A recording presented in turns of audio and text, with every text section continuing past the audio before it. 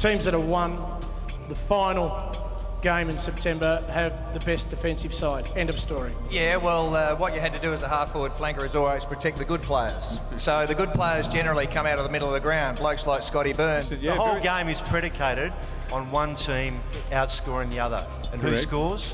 The forwards. Thank you. Smart players have to play in the back half because you can't trust the midfield and forwards to get the job done. The defenders have been putting on pressure for 125 years. The forwards have just started, they've just learnt. Collingwood have done it the last couple of years, and now everyone's jumping on board, but the defenders have been doing it for 125 years. Deep down, if you ask every single one of them, they would love to be forward kicking goals. What has happened to those forward pockets that have kicked 50, 60 and even 70 goals in the last few seasons in the AFL when it comes to getting in the All-Australian team?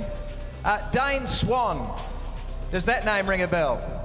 And I wonder where Dane Swan's been playing recently.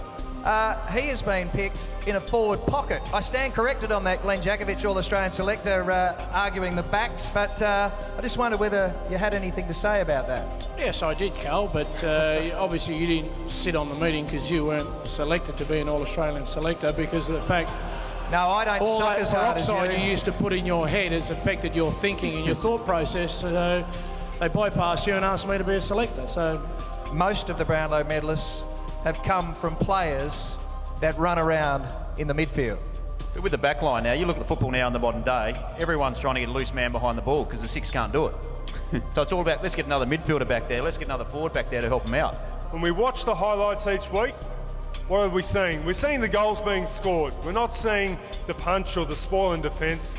It's all about the forward. It's more easier now to kick goals, and no one can kick 100 goals. Why is that? I mean, really, I can't believe I've been invited along to try and debate something which these two teams can't win.